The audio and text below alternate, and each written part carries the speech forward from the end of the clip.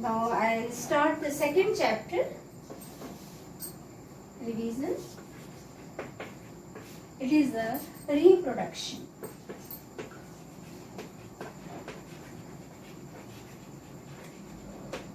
Reproduction in plants and animals.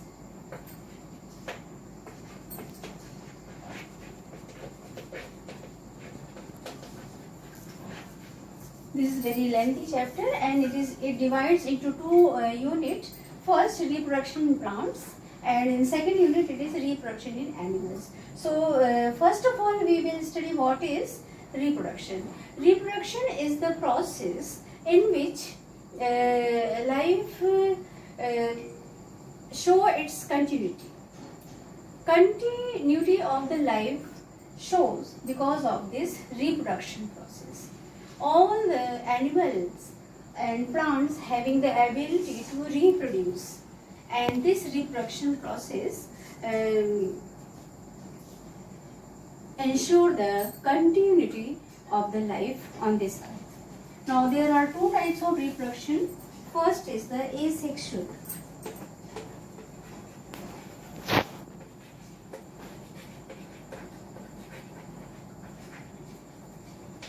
Asexual reproduction involves no two gametes involved, no two parents involved in this reproduction.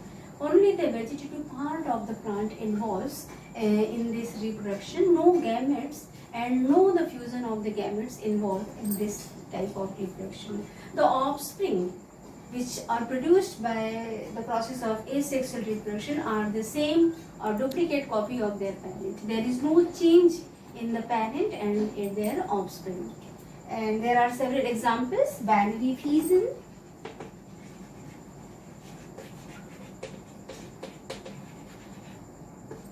second is budding, third is fragmentation,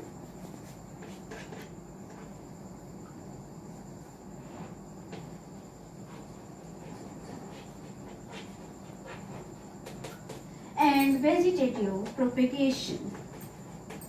In binary fission, a complete body, suppose this is the complete body, it divides into two in this.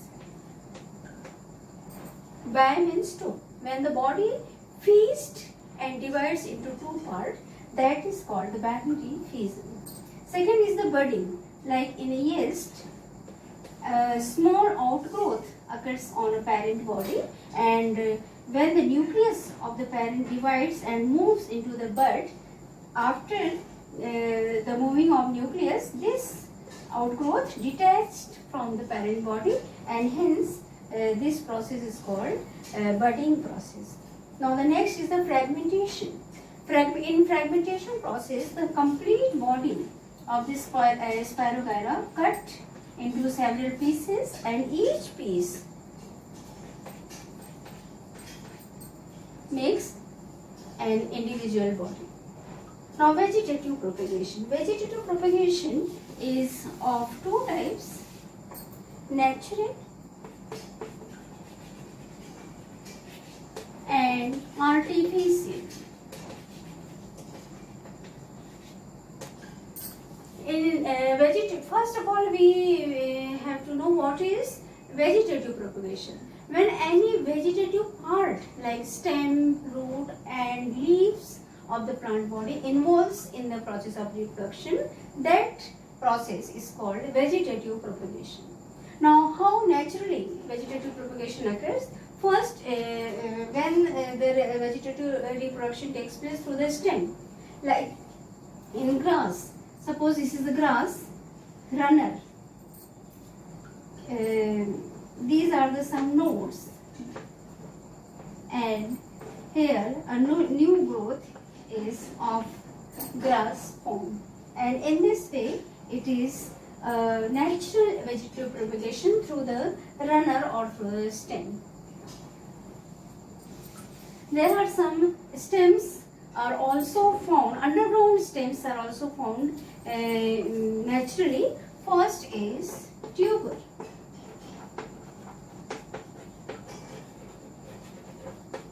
In potato, tuber underground stem is formed.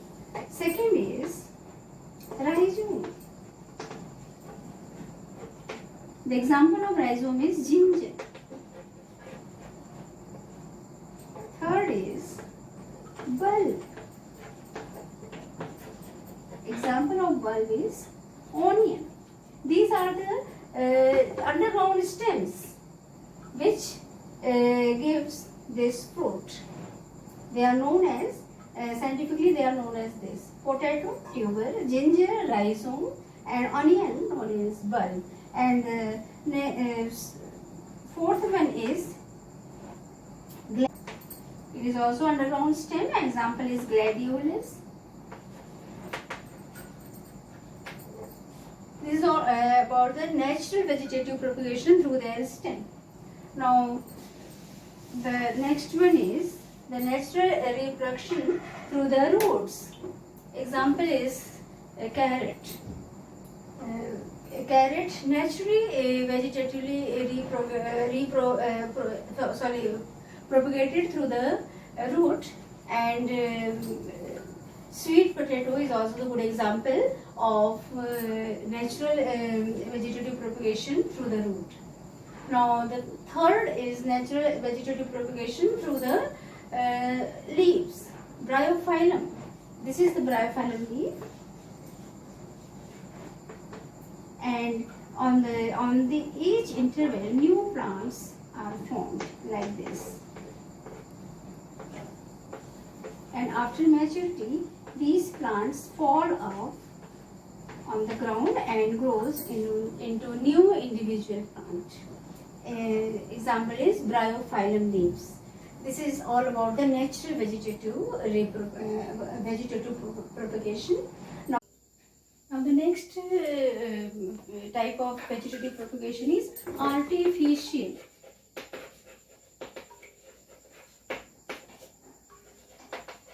Vegetative propagation. As the name suggested, this type of propagation carried out by humans to get new varieties of the plant. There are several methods. First is cutting. Second is layering. Third is grafting. And fourth one is tissue culture.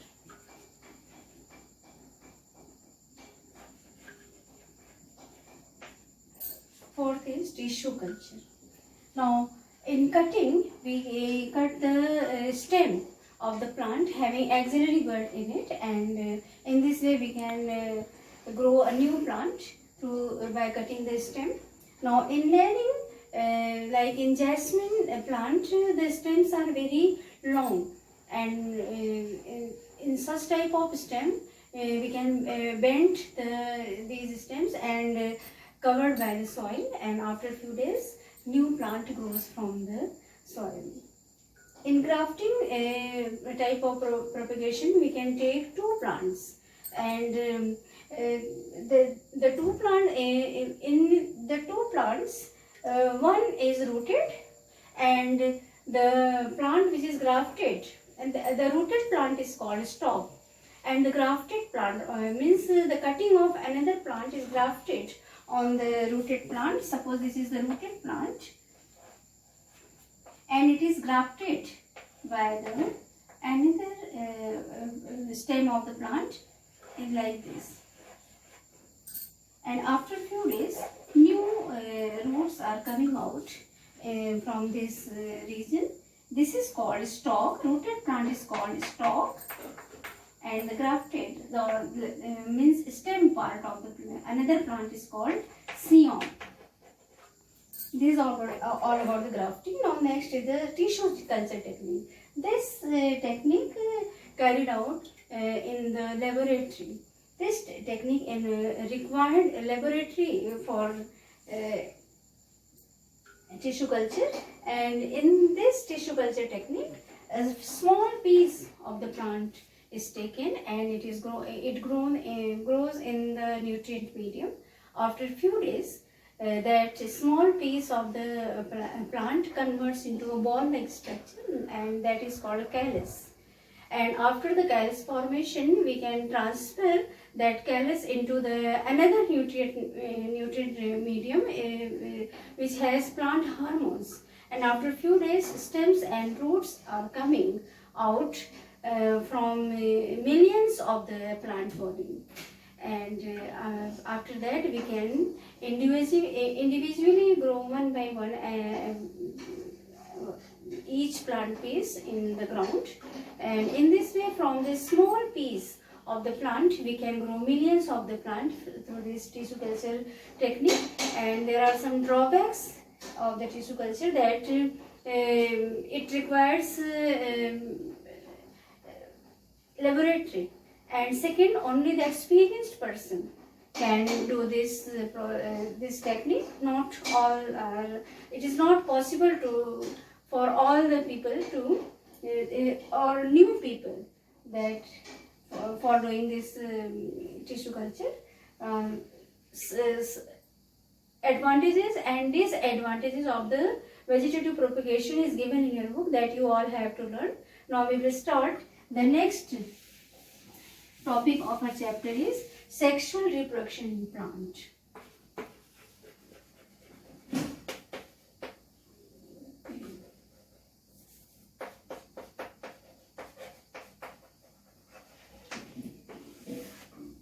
The sexual reproductive part of the plant is flower.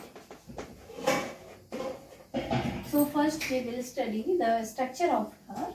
Suppose this is the flower. The stalk to which suppose this is a stem, and this is the stalk through which a flower is attached to the stem, and this is called the pedicel. And on the pedicel, a cup-shaped structure is present, and this is called thalamus.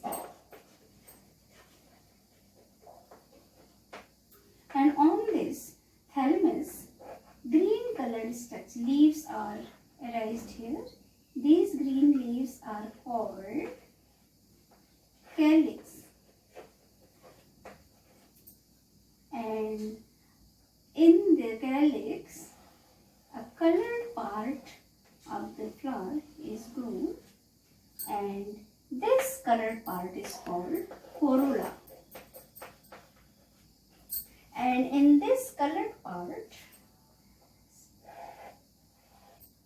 centrally gynoecium and laterally anthers are present, like this. Stamens and carpels are present in the flower.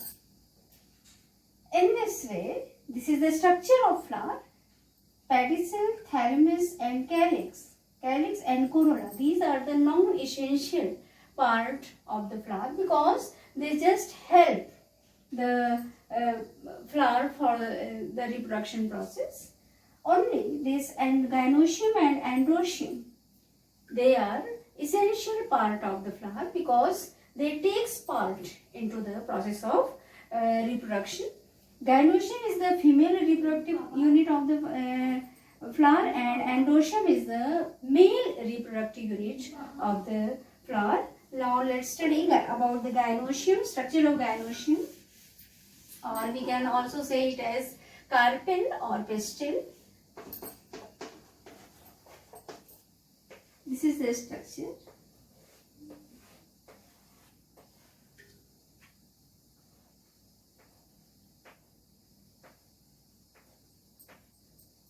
This part is called stigma.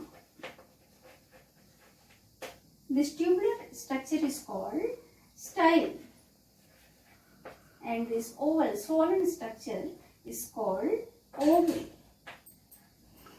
In this ovary, this structure is called ovules. This is the female reproductive unit of the flower. This is structure of stigma.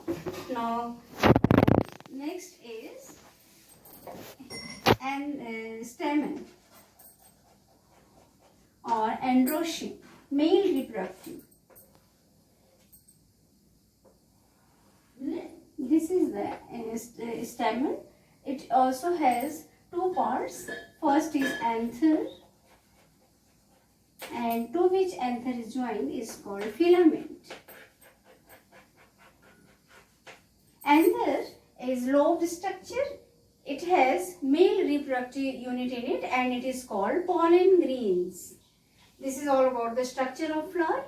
Now there are several types of flowers. The flowers in which both the gynoecium and androecium is present, that is called bisexual flower.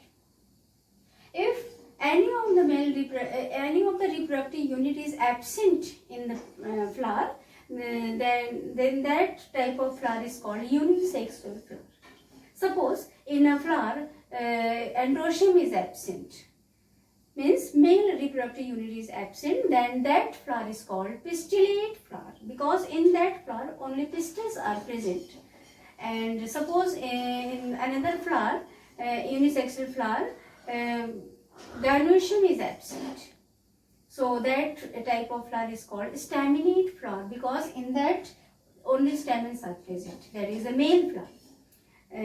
So that these are some types of the flower. Now we will study the pollination process.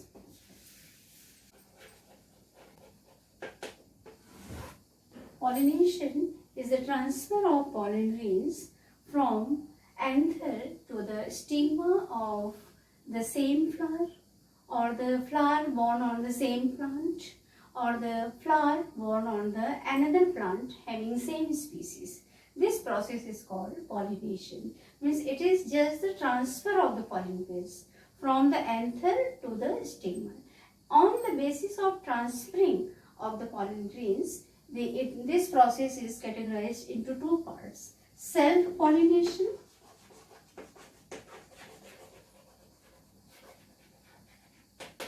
and cross-pollination. In self-pollination, suppose this is the plant and this is the flower.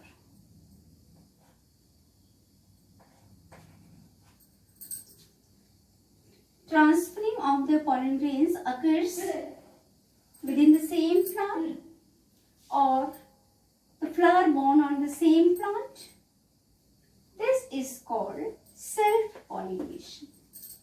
If there is another plant of the same species, if this transferring of the pollen grains occurs on the flower born on the another plant, then that type of pollination is called cross-pollination.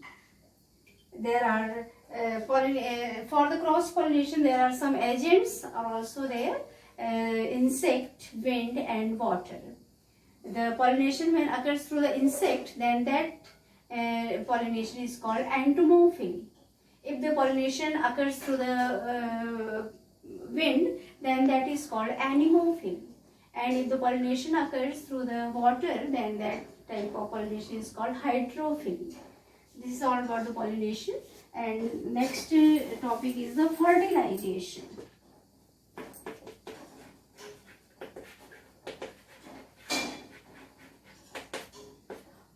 When, suppose this is the stigma,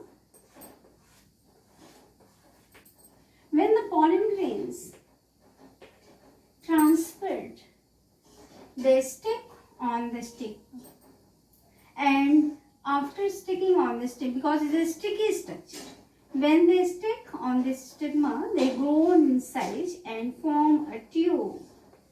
This tube is called pollen tube. And this pollen, suppose here ovules are. This pollen tube is long tubular structure, moves throughout the style, and there are two nucleus in the male pollen grain. They comes to here, and when the nucleus of male reproductive unit is fused with the female reproductive unit, that is ovule, then that process is called fertilization process. Means fusion of male and female gametes is called fertilization process. And because of the fertilization process, two gametes fused with each other and form a zygote cell. And this zygote converts after some times converts into a complete fruit, and through the fruit a new plant can be formed. This ovary converts into the fruit, while this ovus converts into the seed of the fruit. This is all about the fertilization process. In this way we have completed the sexual reproduction in plant. Now I start the new unit. Now next or second unit of this chapter, reproduction in animals.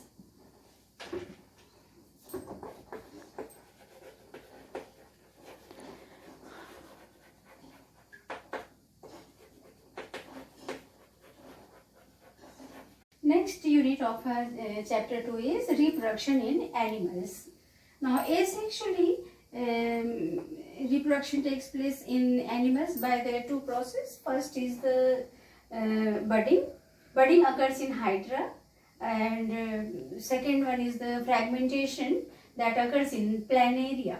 And regeneration also occurs, but it is not a type of reproduction, because in this a new organ regenerate in animal body, so it is not a type of reproduction. The most important part of this topic is sexual reproduction in humans. It is given in your book, sexual reproduction in humans. Now we all know that sexual reproduction involves two parents, male and female.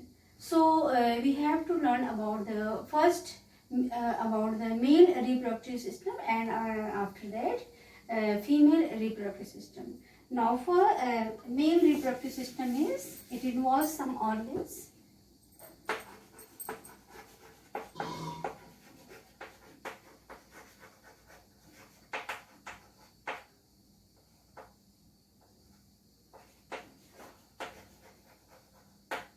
First is testes. Second is epididymis. Third is sperm duct.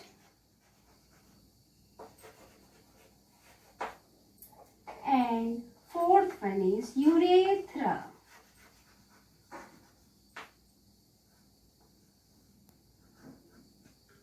These are the some male reproductive organs. Testes, this is the very important organ because in this sperms produce, and as the sperm produce in it, they transferred to the epididymis, and the sperms stay stored in the epididymis till their maturity, and after the maturity of the sperm they move through the sperm duct. It is also called vas deferens.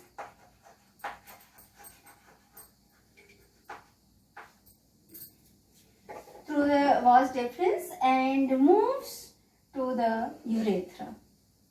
This is about the male reproductive system. The male reproductive system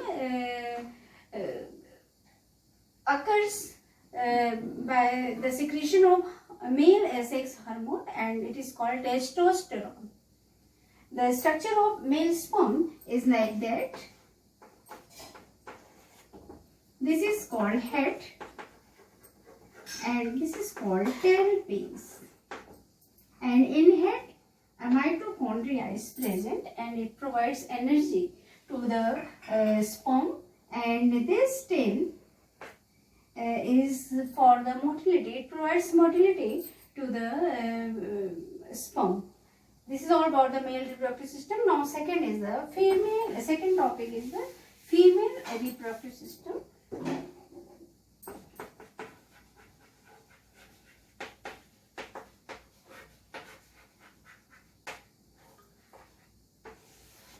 First is, it also involves pairs of ovaries.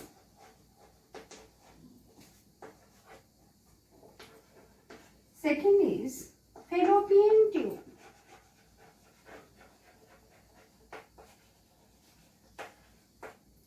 Third is uterus.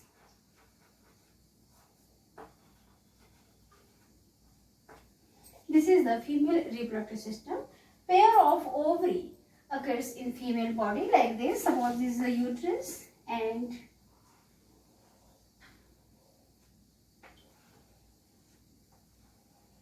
this is the ovary.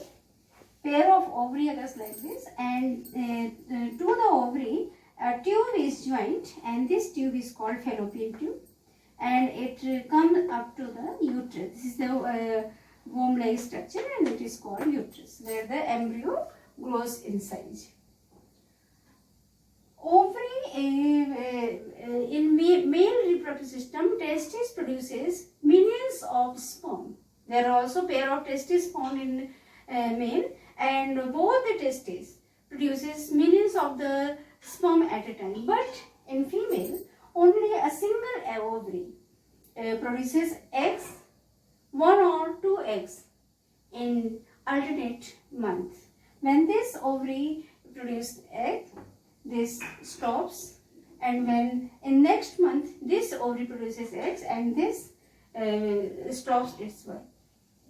And the eggs which are produced by this ovary, it is transported through this tube, and this tube is called fallopian tube. And after reaching it, this is the uterus, where the embryo, when the male and female eggs and sperm cells fuse together, after that zygote cells are formed, and that zygote cells grows in size, and that is called occurs in the uterus. This is all about the female reproductive system. Now let's study about the fertilization process.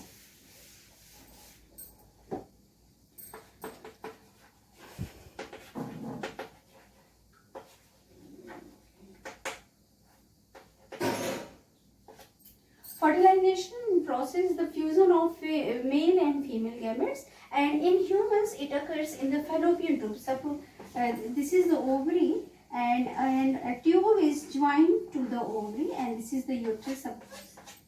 And this fertilization process occurs in this tube,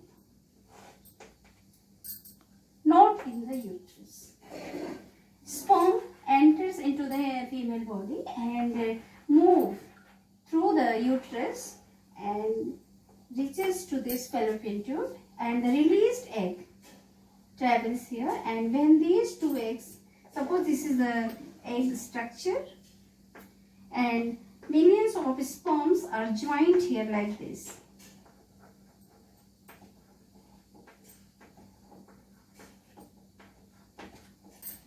Only a single sperm nucleus enters into the ovary, and it fuses with the nucleus of ovary, and when they get fused, double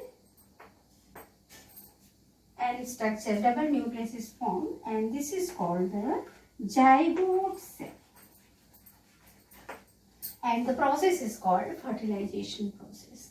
After the formation of zygote, it grows in size. Mitosis division takes place in it, and it grows in size, and after a few weeks it becomes blastocyst, and after the naming blastocyst, it needs to transplant from the tube to the uterus. When this blastocyst transfers, implanted from the fallopian tube to the uterus, that process is called implantation. And after the implantation means